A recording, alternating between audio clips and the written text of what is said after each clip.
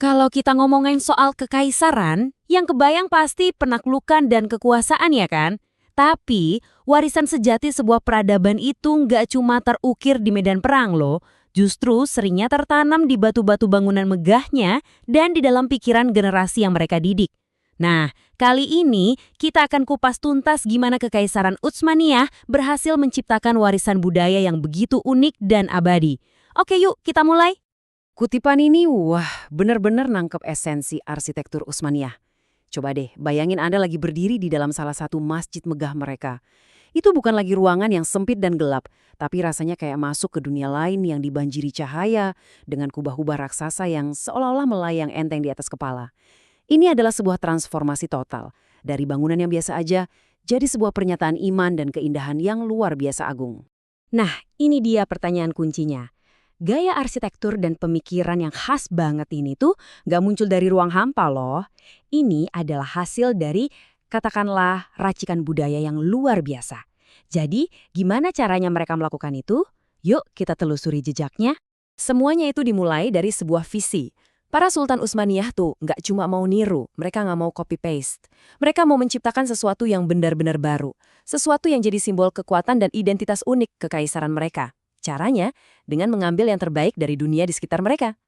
Jadi, poin paling penting di sini ada di kata sintesis.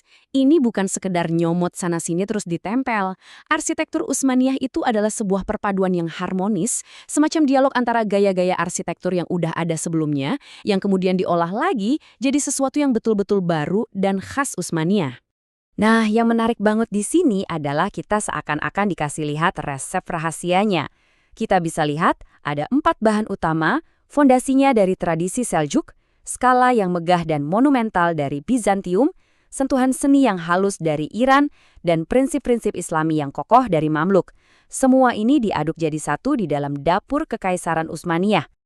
Dalam setiap cerita besar, pasti ada satu momen yang mengubah segalanya kan? Nah, buat Utsmaniyah, momen itu adalah penaklukan Konstantinopel. Peristiwa ini bukan cuma kemenangan militer biasa, tapi juga sebuah pemicu yang meledakkan kreativitas budaya dan arsitektur mereka. Garis waktu ini nunjukin betapa cepatnya momentum mereka. Coba lihat, dari negara kecil sampai bisa menaklukkan kota terbesar di dunia saat itu, cuma butuh waktu sekitar 150 tahun. Dan begitu menang, mereka nggak buang waktu, langsung tancap gas membangun simbol kekuatan baru mereka. Dan ini dia intinya. Dengan menaklukkan Konstantinopel, Utsmaniyah itu seakan dapat warisan salah satu keajaiban arsitektur dunia, Hagia Sophia. Bangunan ini jadi inspirasi, sekaligus jadi tantangan. Para arsitek Utsmaniyah nggak cuma kagum, mereka terobsesi untuk membangun sesuatu yang bisa menandingi atau bahkan melampaui kemegahan Hagia Sophia. Lebih dari 600 tahun. Coba deh, renungkan sebentar. Selama 6 abad, Istana Topkapi itu bukan cuma tempat tinggal sultan. Ini adalah jantungnya pemerintahan, pusat budaya kekaisaran, sebuah simbol kekuasaan yang gak tergoyahkan. 4.000 orang! Angka ini negasin kalau Topkapi itu bukan sekedar istana. Ini udah kayak satu kota kecil di dalam kota besar. Kompleksitas masyarakat di dalamnya itu cerminan dari betapa kompleksnya kekaisaran itu sendiri. Oke, sekarang kita geser sedikit ya. Dari batu, kita pindah ke pikiran. Soalnya, sebuah kekaisaran itu nggak cuma dibangun di atas fondasi fisik, tapi juga di atas fondasi intelektual. Dan sama seperti arsitekturnya, pendidikan di era Utsmaniyah adalah sebuah sintesis yang terus berevolusi seiring berjalannya waktu. Kelihatan kan polanya? Sama persis kayak arsitektur. Pendidikan mereka juga menyerap yang terbaik dari peradaban-peradaban lain. Etika dan tata krama dari tradisi Persia, organisasi pemerintahan dari Bizantium yang mereka taklukkan, plus ilmu pengetahuan dari dunia Arab. Mereka ini pembelajar ulung yang tahu persis gimana cara mengadaptasi pengetahuan untuk kepentingan mereka sendiri. Nah, di sini kita bisa lihat perubahan yang luar biasa drastis.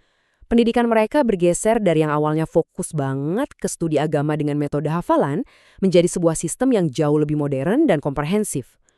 Masuknya mata pelajaran kayak bahasa Prancis dan ilmu politik itu nunjukin kesadaran mereka bahwa kekaisaran perlu beradaptasi untuk bisa bertahan di dunia yang terus berubah. Wah, lihat deh angka-angka ini. Ini gila sih. Ini bukan cuma beberapa sekolah elit di ibu kota aja ya. Lihat jangkauannya. Ribuan sekolah tersebar di seluruh penjuru kekaisaran, dari Bursa sampai ke Yerusalem. Ini nunjukin komitmen yang sangat dalam untuk menyediakan pendidikan dasar bagi rakyatnya, sebuah infrastruktur intelektual dalam skala yang masif. Jadi, apa dong yang tersisa dari semua ini? Warisan Utsmaniyah itu jauh lebih dari sekedar reruntuhan bangunan atau catatan sejarah. Ini adalah warisan gagasan tentang bagaimana sebuah peradaban bisa tumbuh besar dengan cara merangkul keragaman. Dan inilah rangkuman poin-poin kuncinya. Dari arsitektur yang mengubah Kubah jadi ruang surgawi yang terang benderang, sampai sistem pendidikan yang menjangkau seluruh negeri, warisan Utsmaniyah itu terukir kuat, baik dalam batu maupun dalam pikiran. Mereka menciptakan simbol kekuasaan abadi seperti Istana Topkapi. Dan yang paling penting, mereka berfungsi sebagai jembatan budaya yang vital antara timur dan barat. Dan inilah pertanyaan terakhir untuk kita renungkan bersama. Di dunia kita yang sekarang super terkoneksi, kisah Utsmaniyah ini ngingetin kita akan sesuatu yang penting banget. Inovasi sejati itu seringkali lahir bukan dari isolasi, tapi justru dari perpaduan, dari keberanian untuk belajar dari orang lain, dan menggabungkan ide-ide yang berbeda menjadi sesuatu yang baru dan kuat. Sebuah pelajaran yang mungkin jauh lebih relevan sekarang daripada kapanpun sebelumnya.